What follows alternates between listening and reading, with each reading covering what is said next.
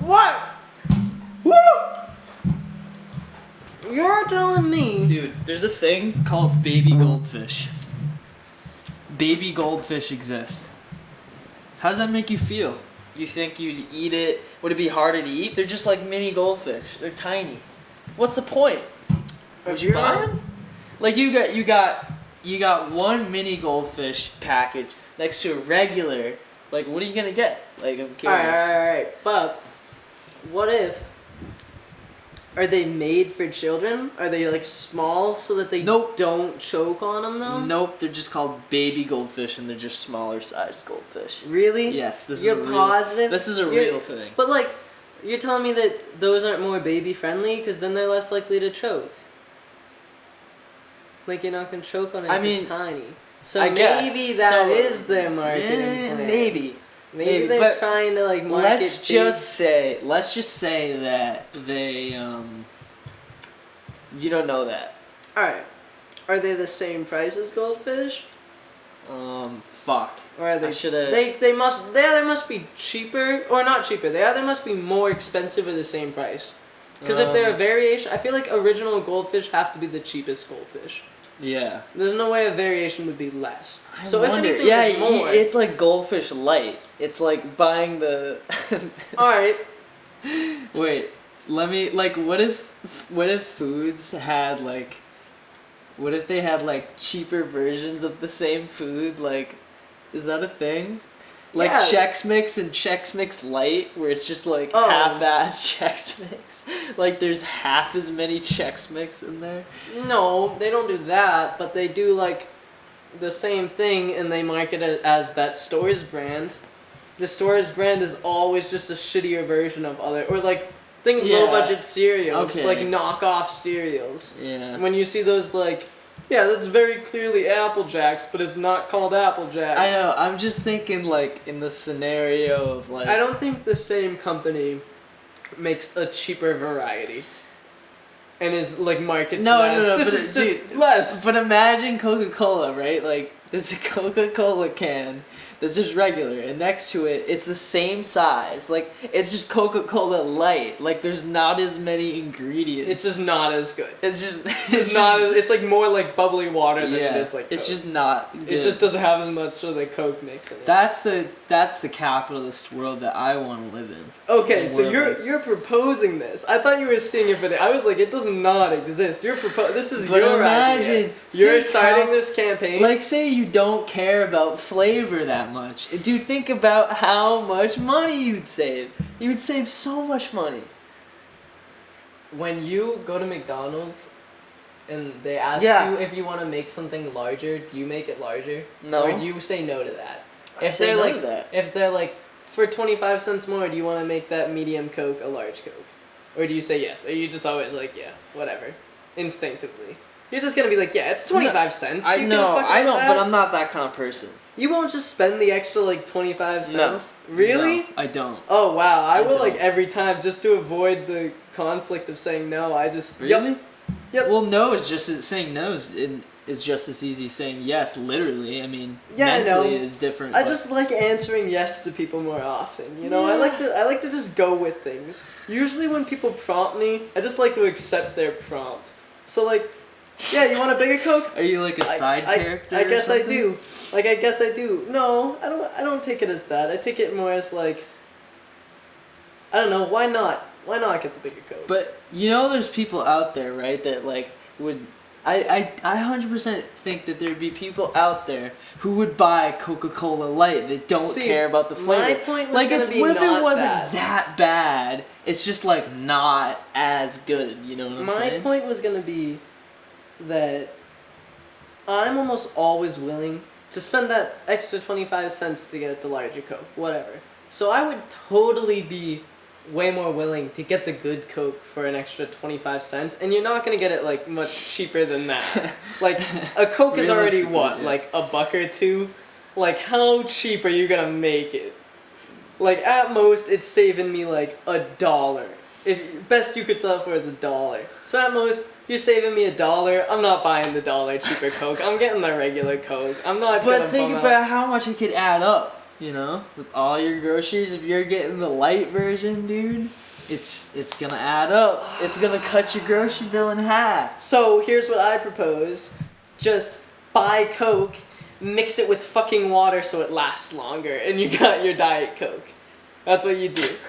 You just, when you pour your Coke, you just dilute it with some water so that it's more liquid, and you drink that, and that's your diluted That Coke. takes more effort and No, more it doesn't. money. What? No, it's Because cheaper. you're gonna buy it now. You gotta buy the water too, or unless you have tap water, I guess. You definitely could just mix it with like the Brita filtered water. Who doesn't have tap or a Brita?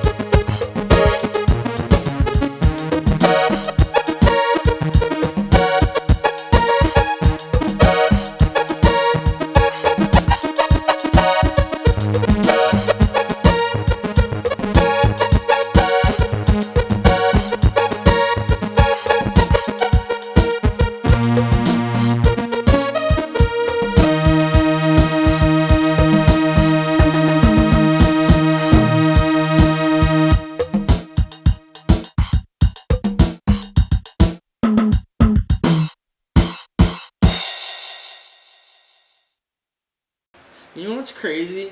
Like, the people, like, it's crazy that we all of us ended up at Jensen. You know, like, it's sometimes it's crazy to think about, like, you know, like, if it wasn't for, like, one little tiny thing, like, you got to meet these specific people, you know what I fucking mean? butterfly effect, like, every think little so. thing matters, like, Kind of. substantially. No, Like, well, if you change one little thing, then yeah. the whole future Oh would be yeah, different. yeah. That's So the butterfly effect. yeah, like If a if butterfly one flaps thing its wing in changed, Africa, then right, everything's gonna change in the future. like you went to a different hall, Yeah. and Like, you every little thing. like maybe you didn't come the spinner, maybe you didn't whatever, you know. It's kind of crazy to think about that. I think you can get kind of fucked up if you think about that too much. See, Just because, like, you're always thinking about, like, what will happen, and I don't think that's a good thing to think about all well, the yeah, time. but so I'm pretty nihilistic, right? Yeah. I'm pretty much with the ideals that nothing really matters. Yeah, we gotta talk about your whole outlook on what, if you're making a Nothing country. matters. Nothing Nothing matters really for you. matters, honestly. So, Like, in the end, right, yeah. you can do great things that last, and that legacy will be great. But in the end, everything's gonna die. Like, eventually, the things you do will not matter. Mhm. Because eventually human history just will not exist. Right? Mm-hmm. So, I mean, that goes all the way back to the point of, like, if a tree falls in the forest, does it make a sound? But larger than that, like, if you do an action, but that action isn't known in the future at all. Like, Oh, yeah. the thought of it doesn't exist. There's no one to think the thought of it. Mm-hmm. Right? I mean, think of a time when there's no conscious life. That will eventually happen in the Heat universe. death. I think it's called heat There death. will be no conscious life in the universe at some time. So no one will be able to think about what you did. Right. Does your action exist? No. It That's doesn't matter. crazy to think about. So Crazy that's to how think my about. view is nihilistic. That's why I'm very nihilistic about things not mattering. Like it's You know whatever, what's it does not matter. one thing that I think about sometimes that can it can be great, you know, to think about this, but it can also get to the point where you think that things don't matter that maybe should. But like if you start thinking like, you know, we just fucking live on a rock, dude. We're living on a rock right now. And like that just puts everything into perspective for me. That's just kind of my code thing, way to think about it, you know. Sometimes you just got to realize that like the little things there's a lot of little things that you'll stress about that don't matter at all. I think that's why people find stargazing so comforting. Because you're looking out at like this massive area knowing like, wow, this is vast. Yeah. Like this is a large portion. Actually, not even. This is a small chunk of existence, yet it still is an unimaginable amount. Mm-hmm. You cannot imagine all of the things that you're seeing, Mm-hmm. yet it's still such a small area that we can see with the human eye. Yeah. So I think that's like very comforting to people because I think it makes them feel very like I don't know. like small in the world. Like I it's don't- okay. For some people it is, but definitely for a lot of people it isn't, because I mean that's I don't want to get too deep into it, but that's why we have religion and stuff, for people that like grasp this like unknowing of what the universe is and what reality is.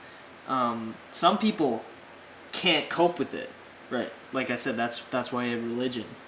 But I mean, some people can. I think it's healthy to think that you know, to realize the state of where we are in the universe. But you know, if you have your way, you have your way, I guess. Yeah, that's always been my it's always been my philosophy behind why people love the stars so much. Yeah. It makes you feel very grounded on Earth. You feel very like I've never thought about it that way, like but it's like comforting. you yeah. are one individual that exists among all of this creation. Like, not all the pressure is actually on you. You live your life through your own lens. Therefore, everything in your head is how it affects you. Like everything is your role in it. Mm-hmm. Like even if you're thinking of something like, oh, what's going on in another country, right? Mm-hmm. You're going to think like, oh, maybe how can I change that? Or how is that going to affect me in the future? Or how is that going to affect like the global climate in the future? Which like inevitably you're a part of. But when you do something very isolating like stargaze, you get to feel like an individual, and that pressure is kind of off of you. Yeah. Because you're one amongst the many now. Mm-hmm. So like being able to like think of Yeah. how little you are in this vast space Right. kind of takes the spotlight off you for a minute, which I think is important for a lot of It people. definitely is. Especially with the rise of like social media and such. Mhm. Like you are trying to live your life like a movie.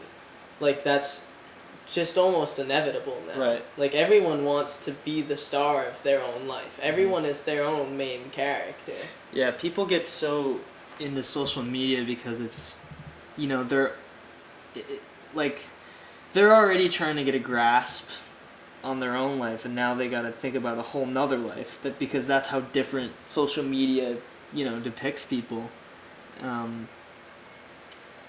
Yeah, I don't know where I was going with that, but Yeah, I know what you're saying. Like, they have to manage multiple personalities now, and a lot of the time, the ones they present on social media, they're trying to show off their best lives. They're trying to like. well, I mean, like, you can't blame them though, because Of like, who course doesn't not. want to show the bad You're shit? trying to present yourself in a way that will either get you attention or affection. Yeah. Like you want the human brain is wired to love to see those little like buttons go up and shit. Because it gives you a little bright bit of color, it gives your brain a little bit of dopamine, and your brain gets addicted to that shit. It's like slot machines, like how they're scientifically proven to make you addicted with all the shiny lights and colors and stuff like that. Mm-hmm. Like, it makes the brain happy, and anything that gives you that bit of dopamine, you're gonna keep coming back to. And that's what social media does. You feel all of this affection from all of these likes and shit, Yep. and it just boosts your brain up, and, you know, that what makes people addicted. That's Yeah. how addiction works. It's like the same thing as a drug. I know. It's crazy. It's you know, it's like coffee and alcohol, you know? It's like a drug that's under everybody's noses, and, you know, a lot of people don't think of it like that. And, you know, I've been trying to set like limits on my phone. Like I try, like I'm really trying to be aware with it, like not to a crazy extent, but it's like, do I really like need to take my phone with me to take a shit right now? Yeah. Like, I stop myself from doing that a lot, and I've been you know, I've been using my phone. I've been using social media for less on average every day from app limits, and I think it's healthy, you know. One of my professors swears by the fact that if you move your phone as far away from you as possible when you're sleeping, plug it in wherever you want, far away from you as possible. Don't sleep with it by your head. Don't sleep with it on your bed. Like, put it away. Mm-hmm. You wake up feeling better. He like swears by that fact. Mm-hmm. And actually, interesting. If we want to go into this talk, I'd like to see your beliefs on this. Okay. Because it's very, very cool, and there's a lot of actual research behind it if you want to look into it. But it's very, very controversial, and some of it sounds a little strange. Sure. Okay. So essentially, there's this theory, right, that all of these electrical fields that we've introduced in the last couple hundred years affect our bodies. Because humans are electrical beings. Living things have electricity in them, you know? Yeah. How do these electromagnetic fields... Well, like scientifically, like, you could take electrical charges and hit them at different points. Like, there's electrical... Oh, okay. Yeah, like, think of your nervous system. Your nervous system is chemical and electrical impulses. Okay. So, like, your body is actually run on electricity. Okay. Like, that's Whoa. your nervous system is electrical. Like, that's an actual thing. Okay. It's electrical impulses. So electricity affects the human body, and like you see this rise up with like electroshock therapy and shit like that, where people start testing like, oh, how does electricity affect mental health and shit like that. So like we clearly know that it does affect humans. Even think like microwaves and shit like that. Electric waves like that, if you're exposed to them for too long, you get cancer. Yeah. So, like, waves affect the human body. Oh, yeah. Electromagnetic waves affect the human body, and this is just proven. So, there's a lot of theories behind if we've underappreciated how much electricity actually affects our bodies, or, like, we haven't conceptualized it enough. And a lot of things that we commonly accept today as just natural diseases weren't very present before electricity was put up. And these are things as common as heart disease, diabetes, cancer. Those all started to like be more prevalent as like electrical circuits were built around our cities. Okay. And like again, you can directly see it with cancer. If you're living under power lines that are above you, those people have higher rates of cancer. And heart disease. And diabetes. I've been jogging like under the power lines for weeks. Yeah, don't. Really? Don't. Dude, for like a couple of weeks or like a week, I was jogging on the same route under a power line. Try and stay away from power lines as much as you can. Like if like that, you can find a lot of research about people living under power lines and getting cancer. That's interesting. Now you can even see a correlation between things like the Spanish flu, which was what 1920 in the United States. Yeah, I think it was. Yeah. That came like directly with the rise of another electrical technology. I forget what. It might have even been radio waves at that point. It might have been like the introduction of radio and shit. But essentially, this guy makes the argument. I can tell you the book. What the fuck is the name of the book? I'll give you the name of the book later. But in this book, it's pretty much one researcher who is trying to pull together all of these correlations between electricity and effects on human health. Mm-hmm. And he explains how... the invisible rainbow, that's what it's called.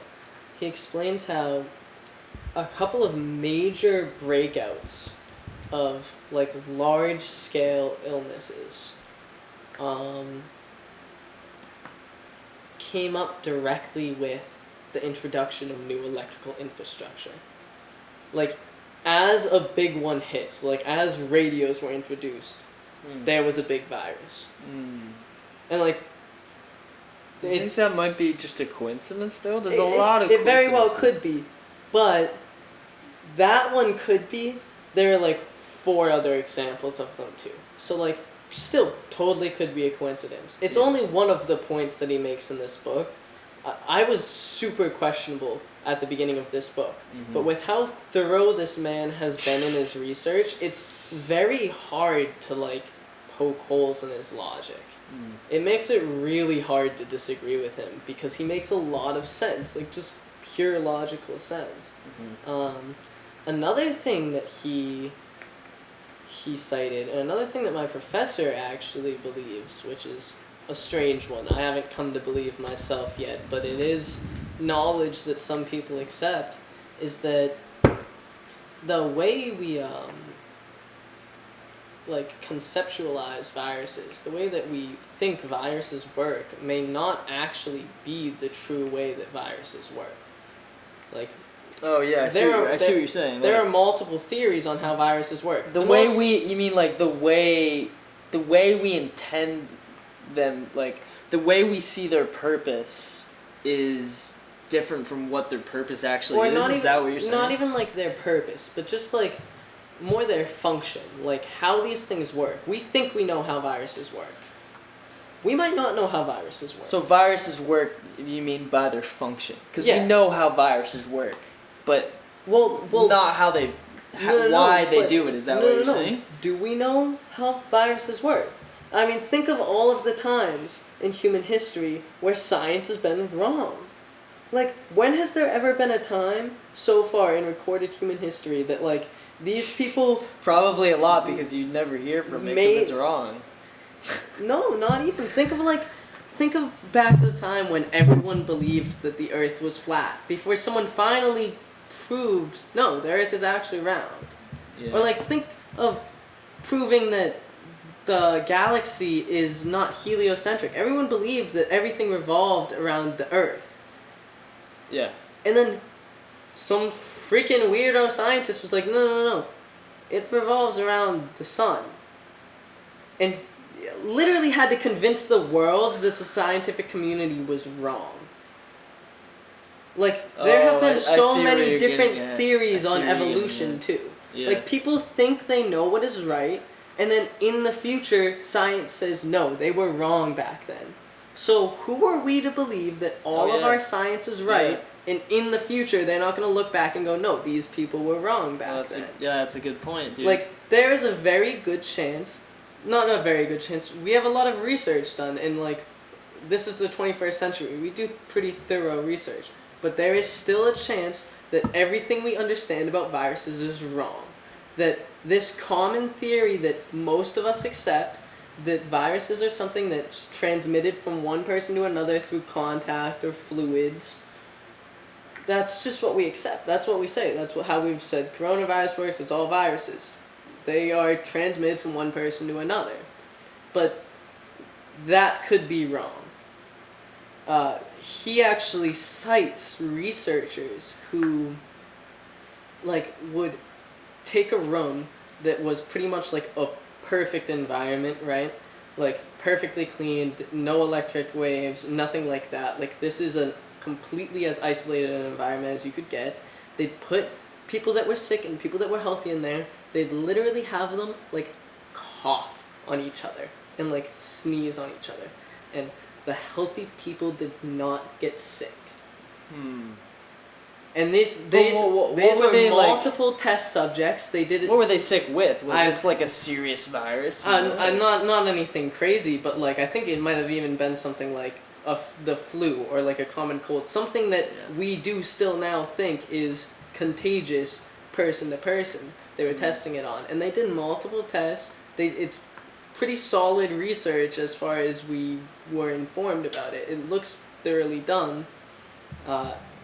Well, do you think that like, like a virus is different than like a common cold or I don't know.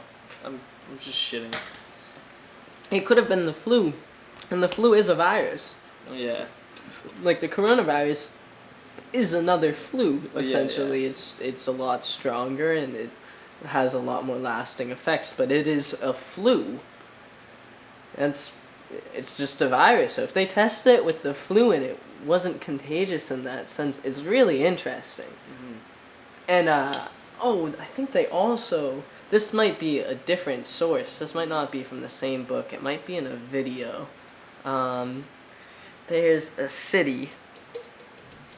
I wouldn't even call it like a city. I guess it technically is, but it's like a lost civilization almost. I think it might even be one of the 7 wonders of the world. It might be that really high up mountaintop one. I forget what it's called, but you could find it if you searched mountaintop wonder of the world. I think that they don't have electricity there. Like, none. Like, to contact them, you contact them by mail, or you go walk up there and you talk to them. Yeah. And, like, their experience of life is very different. Like, they do not have the same illnesses we have. Like, it is a very different... I'd hate to say vibe, but it's a very different vibe. Like, they're not doing what we're doing. Yeah. I mean, there's a lot of things to think about, like the food we eat, and the car shit coming out of the back of cars, like all this shit we're being exposed to on a daily basis. It probably all adds up to a point. And you know what kind of freaks me out? Like, AirPods, dude. They freak me out because I'm just thinking about like I'm a little weirded shit out by being them, fired too. through my brain. I'm like, that can't be right. Yeah, I right? researched it. I was like, there hasn't been crazy like evidence to support that it's bad yet. Where did you research it, on Google? Yeah, on fucking Google. Do you not think that Google would have some invested interest in you thinking that these electrical waves don't affect you in any way, shape, or form? That you're perfectly fine with them? Like, yeah. That's scary to think about how Google has the power to like change how you think. And that's that big. can be seen. I forget what movie it was that we watched. Because they're huge. Like, who's gonna stop them? So, how did you know? That could even go back to like the eugenics argument. I don't know how much you paid attention, or if you even did your eugenics this quarter in any of your core classes, because we did eugenics. Essentially what eugenics is in the United States, there was like this small eugenics revolution, and it was rich, white, educated people who pretty much decided, hey, to better our society, we should select who breeds. We should make sure that only people who... This came with the belief, the like discovery of genetics and DNA. Because when they first discovered DNA, they were pretty much like, oh, everything is determined by your DNA. Like, if you are a serial killer and you have a child, your child is a serial killer. Which, epigenetics.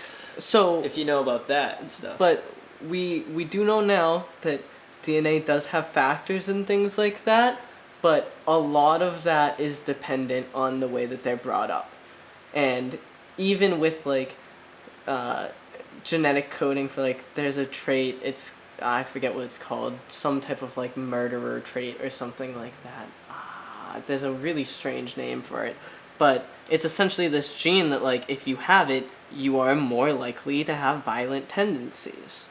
And like, although that is true, it has to be activated almost, and it can be activated by the way that you're brought up.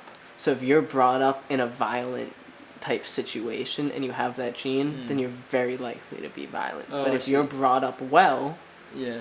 then that gene will never be active. So we know that now.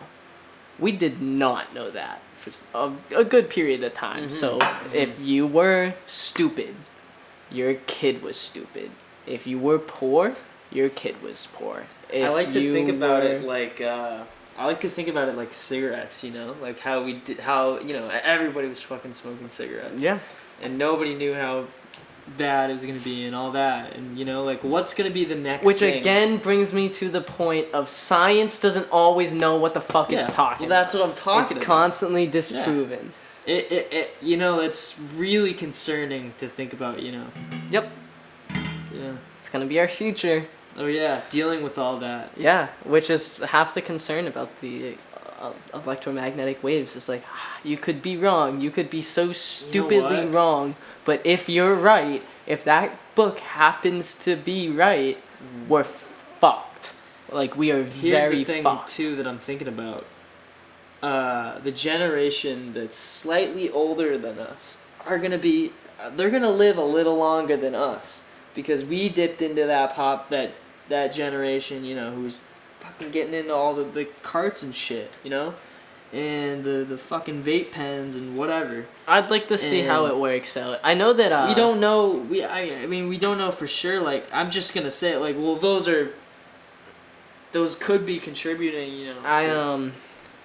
You know what I mean. I definitely saw somewhere, and I can't for the life of me tell you where, and I can't also say that it's valid because I didn't read too much into it, but I definitely saw somewhere that our generation is the first generation in the past like couple 100 years that's predicted to live a shorter life than our parents. For the past whatever X period of time, your lifespan has been going up, right? Like people keep getting older and older. Like Right. people living to 120 whatever. Yeah. Think of that in like the 1600s. Like that person would probably be worshipped as a god. Yeah. But like as science and technology grow, your lifespan increases. For the first time in a long time, they're seeing a change in that. Actually, I think fascinating. that the last time that it actually happened was like I think World War II or World War One, or maybe it was even the Vietnam War, when they drafted so many young men that they all died at such a young age that it like brought their generation's like average death age way down, so Yeah. their parents technically outlived them. But that's just because you had a shitload of deaths at the same time. Our generation isn't predicted for that reason. They're just seeing that like we are experiencing more illnesses You know what? earlier. It's crazy to think about it like a trade-off. Like science and technology is can only get you to live more for a point, you know? Like what if it turns around?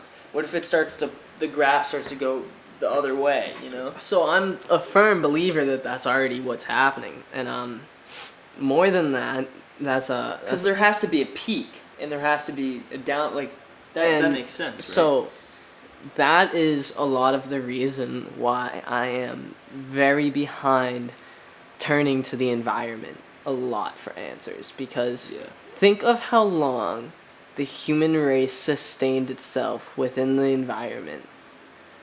We evolved within the environment for a long a long fucking time. Yeah.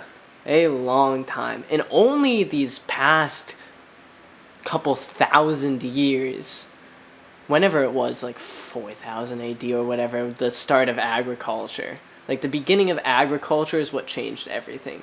Because once people stopped moving and started settling, they started improving on the way that they were settling. That's once we see like the start of feudalism, the beginning of society, the beginning of capitalism. So that's where structure comes from. It all started with agriculture. Right. That is the beginning. Yeah. But that's only been around for the past, I don't know, we'll call it 6,000 years, give or take. Prior to this, we completely relied on the earth. And I think that in these past 6,000 years, it's pretty much been a slow progression of a failed experiment to live past the earth, you know? Right. That's almost what it is. Yeah, we are... No, yeah, it is what that is. So, living past the earth. Yeah, we are trying to no longer be one with the earth. Mankind is supposed to rise above, and it's written in our history books that way. Yeah. I mean, everything is directed as funny? humans above all else. Everything, before we started making all this shit, whatever, everything was there for us to survive. Yeah. Yet why did we feel the need to, like, why are humans so selfish and, A lot of it is believed that we got the early cognitive ability to go, hey, don't want to die. And that's a natural thing, too, if you think about it. Like, think of the goal of any organism. Survive, reproduce. So if humans got the cognitive ability to go, I can survive better if I build more around me. Like if I hold more, if I keep more of this, if I abuse things for my use. Yeah. I can have more, I can live longer, I can produce more offspring. So that's just how competition works. It just happens that humans outcompeted everything else, And like the way we did that is controversial. I just read something the other day that was a really interesting take that kind of stuck with me. It's that the reason that we rose above other species so fast isn't like being innovative or something like that. It isn't that we discovered fire. We got that from like the Neanderthals. They already had that before us. It isn't like spear hunting. They had that too. The one thing that was fairly unique to Homo sapiens was how complex our communication with symbols was. If you go back and look at human cave symbols, like Homo sapien cave symbols, they're meant to tell a very complex history, right? This is like the foundation of history and learning. Once you do this, your next generation doesn't have to learn by living. They're going to be taught through the history, They're going to see what's happened before and be able to change for the future and make things better and improve. Whereas if you restart every generation and have to learn for yourself, you're never going to progress. Yeah. So since dogs can't hold a history with each other, like since a dog doesn't pass on dog history. Think about how many lives that saves, being able to write down. Yeah, so that's where we see the progression of the human race, is we just outcompeted everyone in the way that we communicate. So after that, once we had the ability to progress, we were just naturally going to do it for the point of, again, reproduce and live longer. So we've continued this same spiral of, we can live longer now, let's advance technology so we can live longer. Right. And I think we're finally realizing that, no, we can't keep doing this. Eventually it's not going to work. Like and we are doing a lot more damage than we are helping right now. Yeah. It's like, at what point did things stop being made?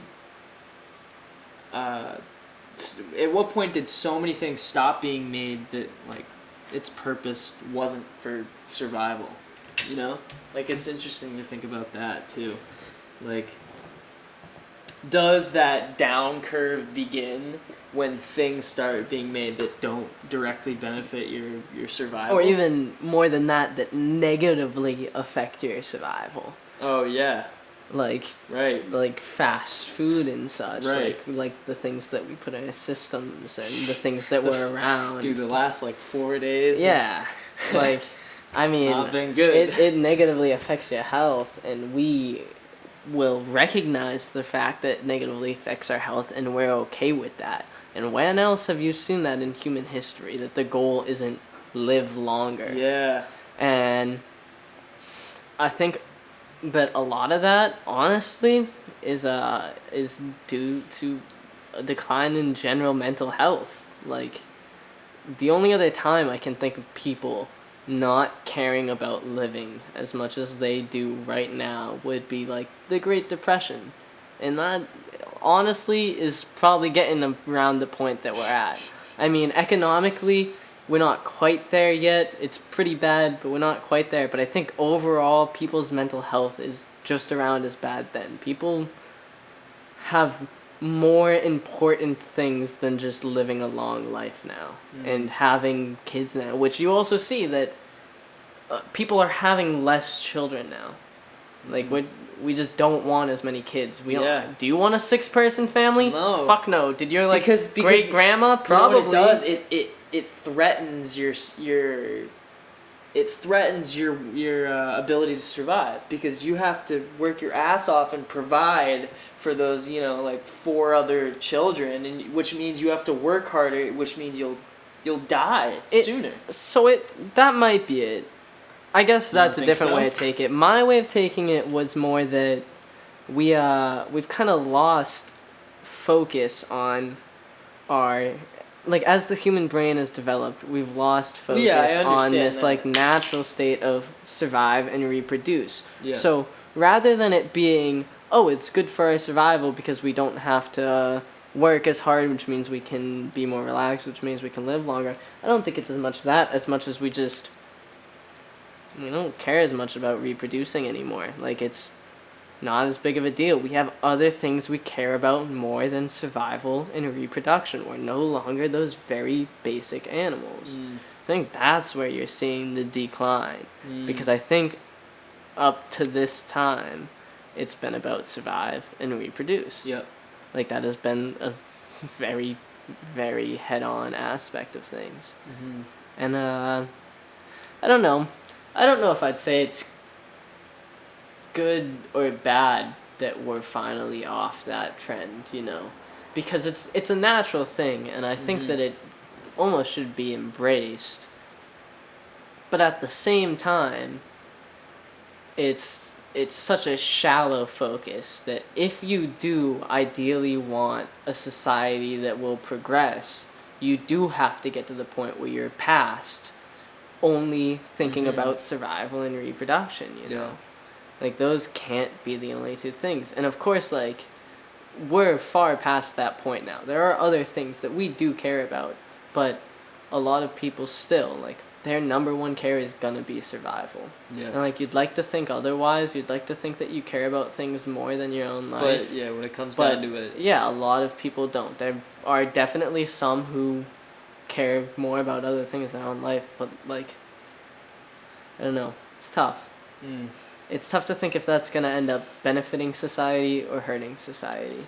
Because is it good that we're evolving past the point of everything else? what happens at the point where the 2 lines intersect, and progression through science and technology gets to the point where everything's affecting you so bad, everybody just dies? Is that the end of humanity? Is that with the red X? Do you think that's what that means? Do I think that science and technology Do you think it'll are ruin going to be humanity? Do you think so? Because I mean, we have like the atomic bombs and that. So type I of think shit. that it's a very pivotal moment in human history right now, right?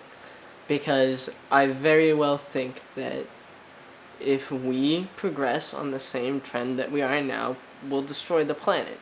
And I think that is incredibly clear to almost everyone that we cannot keep going the way that we're going now. Yeah, I think a lot of people are starting I to think a realize lot that. of people are realizing that. I mean, Yeah. even major oil companies and stuff like that are starting to invest shitloads of money in green energies, which green energies are not the solution. That is a mask put up by these big oil companies so that they can keep making money. It's not the enemy. Yeah, we do need alternative energies. Oil isn't working, but to sustain ourselves, we need to just be using less energy. We have no form of alternative Think so. energy that will be able to sustain the same amount of electricity that we're using Really? with oil. Not even close. Not even close. Not reliable at all. Things like wind turbines and shit, which we thought were incredible new technology that was gonna save us, So Trump's right aren't about doing that shit. No, they actually are not great. The wind Huh. turbines, pretty poor. Like, they fall apart really easily. They're expensive to maintain. They only have X lifespan. I think it's like only like 15 or 20 years, something ridiculously short like that, before they're just shit. They just won't work anymore. So it's a temporary band-aid. It's not going to fix the problem, and it's not going to be able to get rid of big oil. Like, we're not going to be able to sustain ourselves off of just that. What we need to do is reduce the amount of energy that we're using. Alright, now I forget where we started, there was a point before getting into alternative energies. Well, we were talking about the X of when, Oh, yeah. Do I think that...